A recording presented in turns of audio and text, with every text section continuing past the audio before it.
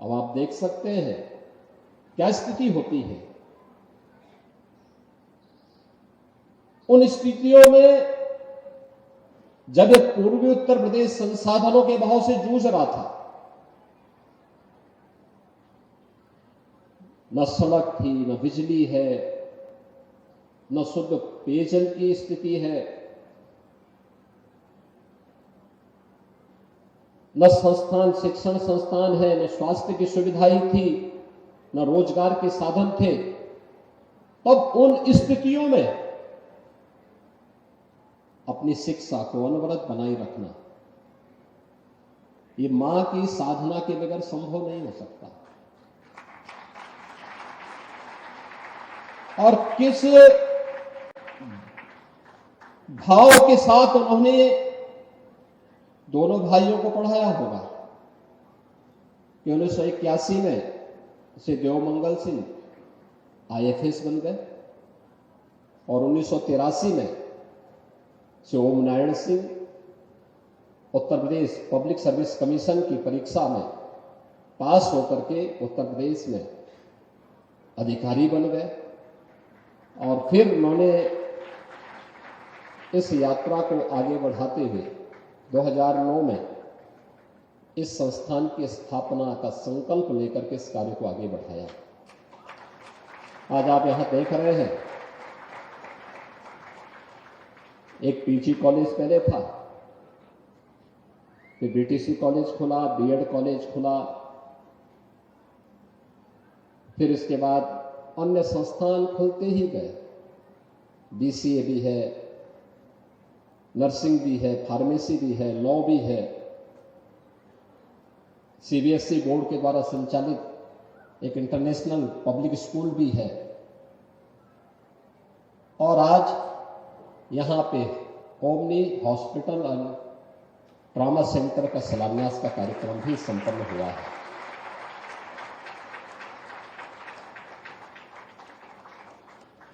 यानी जिन बातों से पहले हम भागते थे,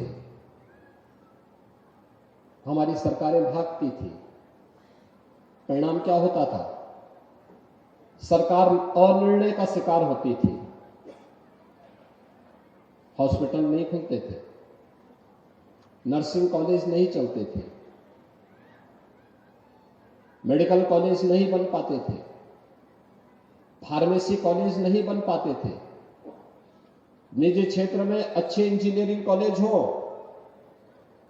आज की आवश्यकता के अनुरूप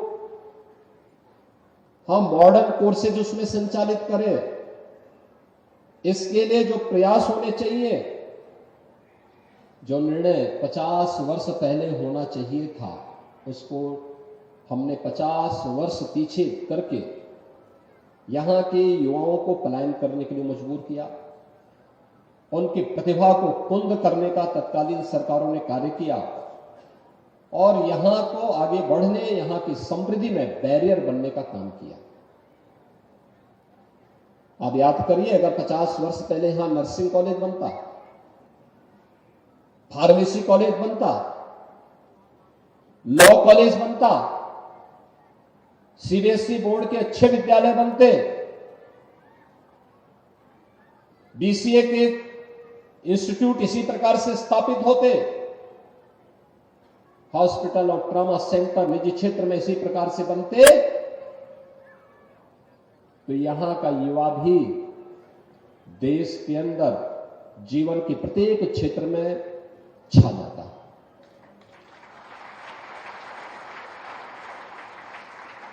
एकदम छा जाता। उसे अवसर नहीं मिला। जिन मां बाप ने थोड़ा प्रयास किया वे बच्चे आगे बढ़ गए, बाकी जिनके पास साधन नहीं थे, जिनके पास यह सोचने की फुर्सत नहीं थी, वे पिछड़ गए।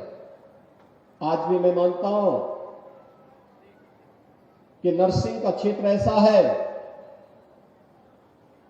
जहां पर अच्छी शिक्षा अगर दे दी जाए तो प्लेसमेंट की 100% गारंटी है। सरकारी क्षेत्र में भी, निजी क्षेत्र में भी और दुनिया में भी भारत के नर्सिंग और पैरामेडिक्स की पूरी मांग है, बशर्ते उस मांग की पूरा करने के लिए हम अपने आप को तैयार कर सके। फार्मेसी का क्षेत्र इतना विस्तृत है, इतना बड़ा है, थोड़ा सा प्रयास करें तो जो दवाइयां अभी दुनिया से आ रही हैं, चीन से आ रही है, कोरोना जैसे कालखंड में आपने देखा होगा चीन ने धोखा दे दिया, दवाई नहीं भेजी। तो हम धन्यवाद देंगे प्रधानमंत्री मोदी जी को कि उन्होंने भारत के अंदर भारत के ही फार्मा उद्योग को उस समय पुनर्जीवित करके और यहीं पर दवाइयां बननी प्रारंभ हो गई। जिन दवाओं के लिए हम दुनिया में निर्भर करते थे, हमारा फार्मा उद्योग उसको आगे बढ़ा सकता। और मैं आपको बता रहा हूं, फार्मेसी करके जाइए, हम उत्तर प्रदेश में फार्मा पार्क ही बना रहे हैं, जहां पे 2000 एकड़ क्षेत्रफल में फार्मा से जुड़े हुए अलग अलग उद्योग लगने जा रहे हैं। हमने पहले चरण में बुंदेलखंड में इस कार्य को आगे बढ़ाने का कार्य कर दिया है। वहां उद्योग लगने शुरू हो गए, लोगों ने अपना प्रोडक्शन के लिए अपने आप को अपनी तैयारी शुरू कर दी है। ऐसे ही अन्य सेक्टर में भी ये लगातार अन्य क्षेत्रों में भी कार्य करने की तैयारी हो रही है। कौन सोचेगा इसके बारे में? लेकिन यहां पे दोनों भाइयों ने मिलकर के जो एक बीज रोपा था, आज वो विशाल वृक्ष बनकर के कर्मा देवी समूह के रूप में यहां के लोगों के लिए आशा की किरण बन करके आगे बढ़ने के लिए निरंतर एक नई प्रेरणा प्रदान कर रहा है। और यही है अपने पूर्वजों के प्रति। मैं देख रहा था, उन्होंने अपने पूज्य पिता के नाम पर भी फार्मेसी का कॉलेज स्थापित कर दिया। यही है अपने पूर्वजों के प्रति कृतज्ञता ज्ञापित करने का माध्यम। वह नहीं जो हम लोग सामान्य रूप से श्राद्ध कर्म के माध्यम से करते हैं, वो एक कर्मकांड का हिस्सा है। एक पुत्र को अपने घर में करना चाहिए, लेकिन एक जीवंत स्मारक बनाना है तो जीवंत स्मारक यह है जिससे हजारों बच्चे एक लंबे समय तक अपने कर्मपथ पर आगे बढ़ने की प्रेरणा प्राप्त करेंगे और सम्मान के साथ स्वावलंबन का जीवन यापन करेंगे। और ये स्वावलंबन केवल व्यक्ति का नहीं होता है, याद रखना, एक व्यक्ति का स्वावलंबन इस समाज का स्वावलंबन होता है और अंततः राष्ट्र का स्वावलंबन होता है। राष्ट्र आत्मनिर्भर यहीं से बढ़ता है। दुनिया के अंदर जितने भी देश विकसित हैं, उन लोगों ने व्यक्ति को आत्मनिर्भर बनाया है। वे आत्मनिर्भर या विकसित इसलिए नहीं है कि उनके पास ज्यादा संसाधन है, नहीं, उन्होंने योग्यता को महत्व दिया है, टेक्नोलॉजी को अपनाया है, परिश्रम की पराकाष्ठा को महत्व दिया है और प्रत्येक व्यक्ति को आत्मनिर्भर बनाकर के स्वावलंबन के पथ पर अग्रसर किया है। तब वह दुनिया के विकसित देश बने। हमें भी विकसित बनना है। प्रधानमंत्री मोदी जी ने देश की आजादी के शताब्दी वर्ष में 2047 तक भारत को एक विकसित भारत के रूप में स्थापित करने के एक संकल्प को भारतवासियों के सामने रखा है। याद रखना, 2047 में कैसा भारत हमें चाहिए? एक ऐसा भारत जो स्वावलंबी हो, आत्मनिर्भर हो। स्वावलंबी और आत्मनिर्भर भारत बनेगा तब जब व्यक्ति आत्मनिर्भर बनेगा, गांव आत्मनिर्भर बनेंगे, नगर आत्मनिर्भर बनेंगे,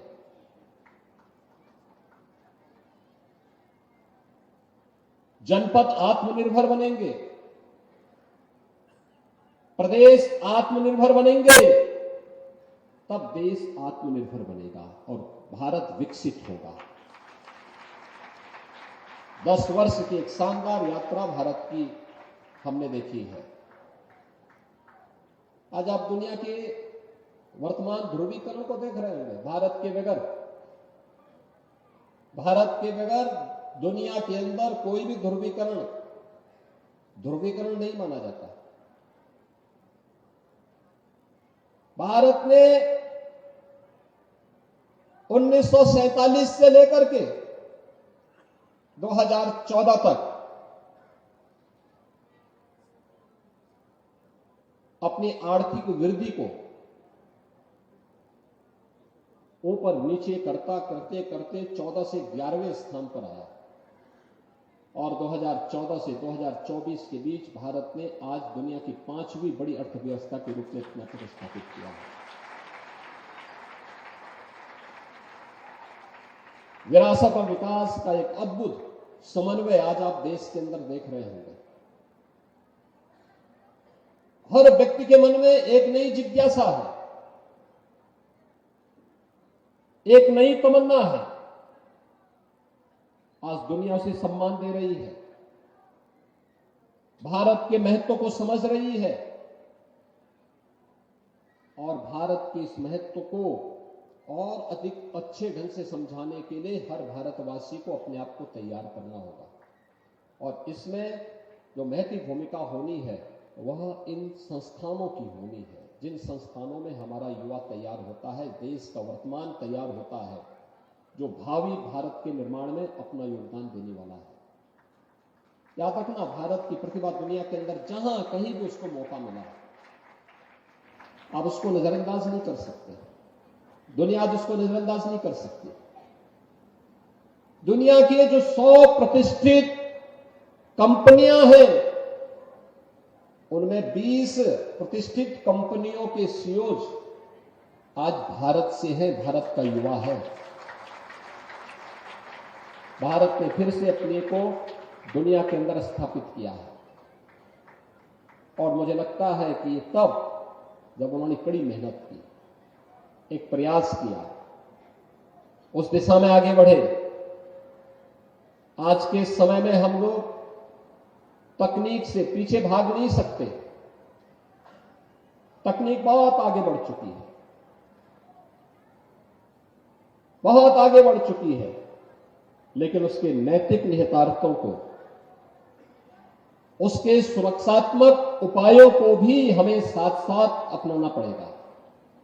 अन्यथा समाज के सामने उत्थान और पतन दोनों के बीच में आप खड़े हैं।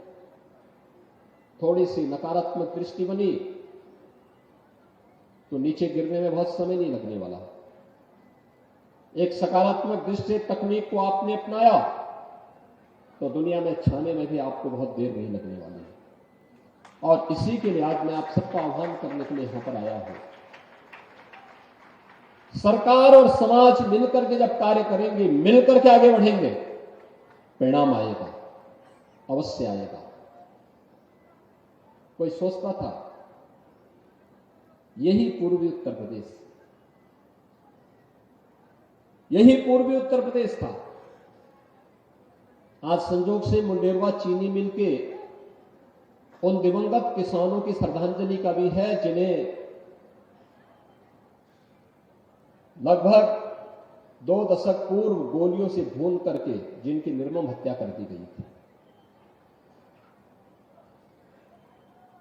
और सकारात्मक सोच की सरकार आई, अन्नदाता किसानों के हित के बारे में कार्य करने वाली सरकार आई, तो मंडेरवा में आज एक नई चीनी मिल पूरी भव्यता के साथ कार्य कर रही है। कोई सोचता था मंडेरवा में चीनी मिल लगेगी? एक सरकार थी, उसने बेच दिया। एक सरकार आई, उसने कहा नहीं, अन्नदाता किसान के लिए चीनी मिल मुंडेरवा में चलनी आवश्यक है। ठीक है, हमारे विधायक दयाराम चौधरी थे, बेचारे कई बार आए।